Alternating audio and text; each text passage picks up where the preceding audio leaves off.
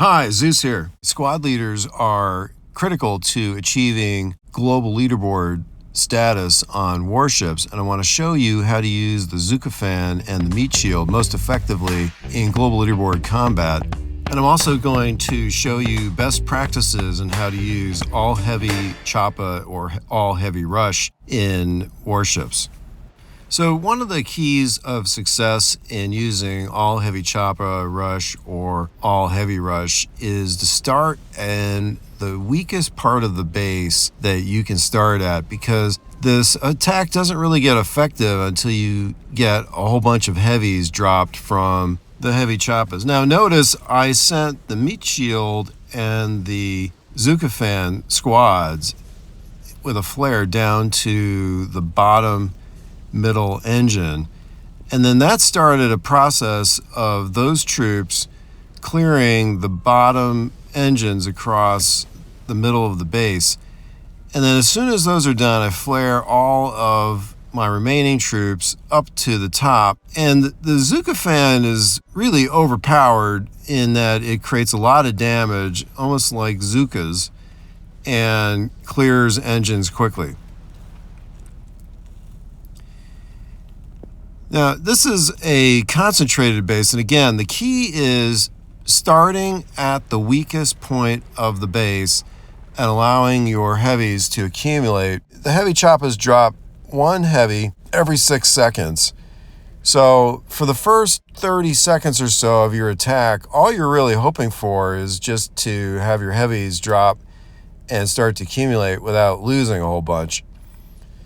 Now, as soon as we get through the easier parts of this base and we get to the harder parts of the base, we're going to start using brick battle orders. And this is where the effectiveness of this attack really shines through. It clears a whole bunch of defenses quickly. And as soon as this second to last engine is down, we're going to flare to the last engine. And notice all of the defenses, there's about a dozen of them, that I never have to deal with or worry about. It makes for a very fast attack. The beginning of this attack is very straightforward. I'm not going to use any squad leader flares. I'm just going to let my troops accumulate and clear these defenses starting from the right and to the second engine. And once I get through that second engine, I'm going to flare up to the top, and I'm going to use battle orders to bridge the distances that are the farthest that these troops have to go. So here again, I'm using battle orders to quickly move the troops down to the position that I really need them in. And once that engine is cleared, I should have flared back to the middle to clear the Doom Cannon and the shock launcher with all of my accumulated troops.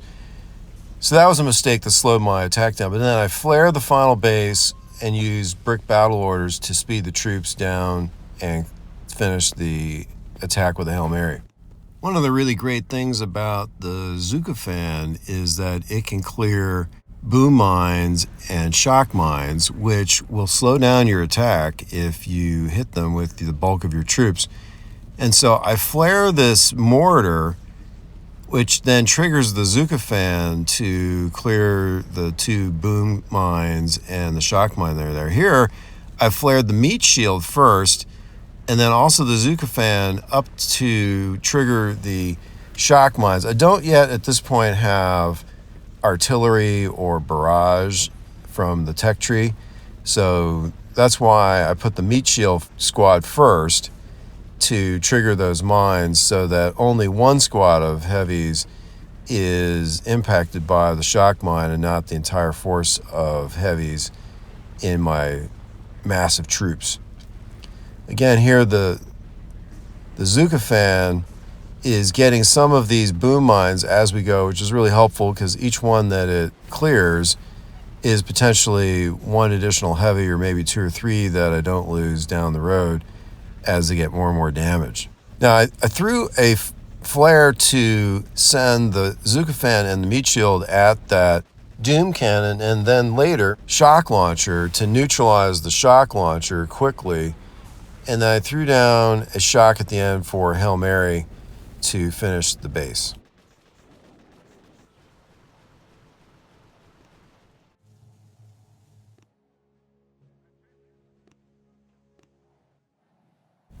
So I crushed this 6-engine guy with a really fast time. After landing, I sent a flag to clear the flamethrower, and that helps the Zooka Fan target all the boom mines that were in the way there. And it also sent the Zooka Fan to the harder part of the bottom of the base to clear the higher number of defenses that were there, making my attack more efficient. And rather than messing with all of those defenses on the far right, I just ignored them in the beginning, and I let my troops split at the bottom and cleared all of the defenses at the bottom as I was going along. Once the second to last engine is down, I flare to the final engine in a Hail Mary.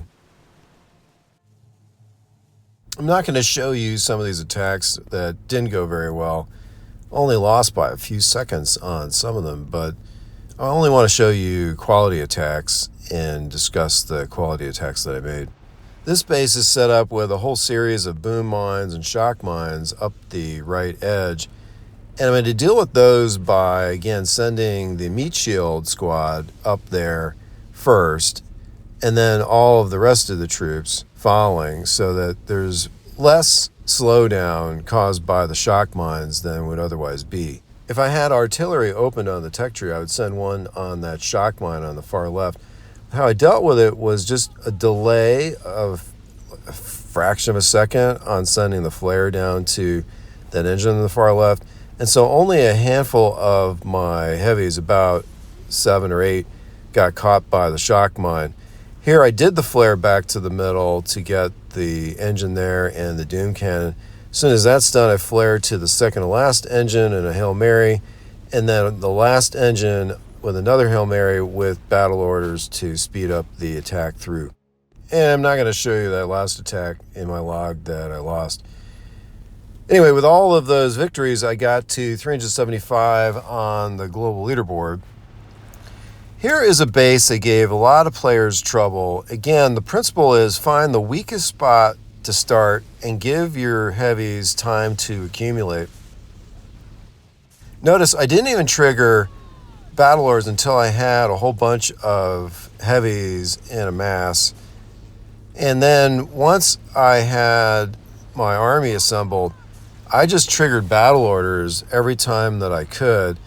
And I'm pretty much ignoring shock launchers unless it's going to cause me real serious problems.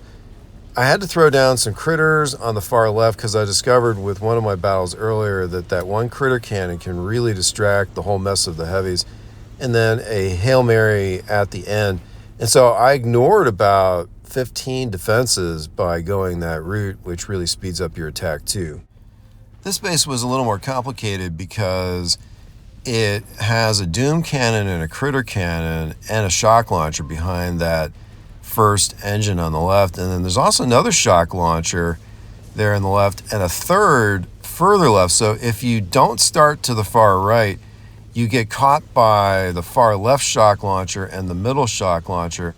And here you've got no gunboat energy to deal with the hot pots, which is really bad for your mess of your heavies. So you lose a bunch of heavies in the middle here, unfortunately. But the way the base is designed, it then gives me a quick clear of the remaining engines using battle orders. And I can flare to the last base there and complete a pretty fast time. Now this next base is a little complicated to attack. At this point I've got artillery and critter boxes, so this really helps with clearing the shock mines. I throw down one artillery to take out a shock mine, a second artillery to take out a shock mine and boom cannons, and then a critter box. And part of the strategy here is to distract the shock launcher, and then I have to throw down a shock on the shock launcher and then a shock on the hot pot. Key on the hot pots is anticipating when they're going to get open. You don't want to throw the shock too soon. You don't want to throw it too late. Now here I made a big mistake. I should have flared far left, and I flared to the middle, and that really slowed down my attack. But luckily I still won because I had a good time overall. And after clearing the hot pot, I cleared the middle, third to last engine, and then I had flared to the far left to get the second to last engine, and then a Hail Mary all the way back. But this time I had battle orders to at least speed up the attack of my troops.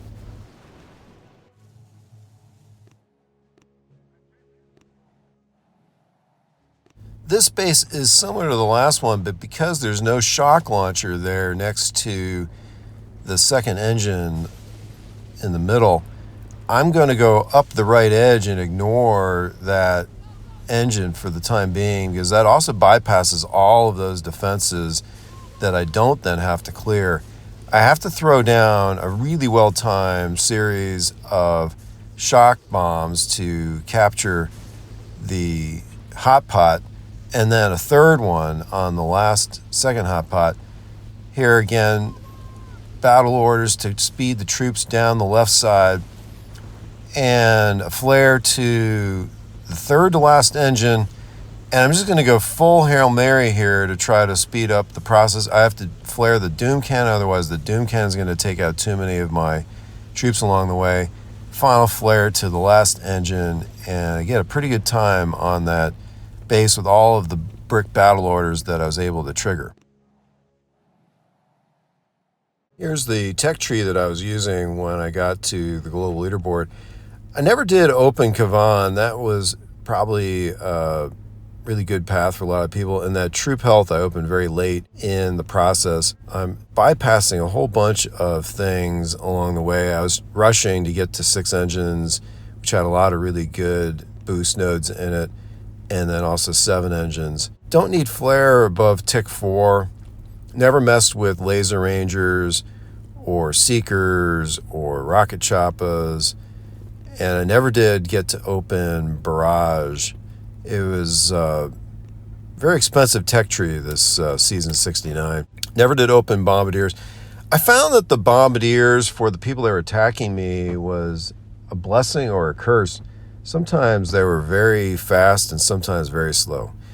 Anyway, I ended up about 353 on the global leaderboard when I parked, and that actually wasn't enough. I ended up having to do a series of 3 battles right in the last few hours, which got me a net +1 to just barely end up on the global leaderboard, since the number of stars rose so much over the last 2 or 3 days of the season.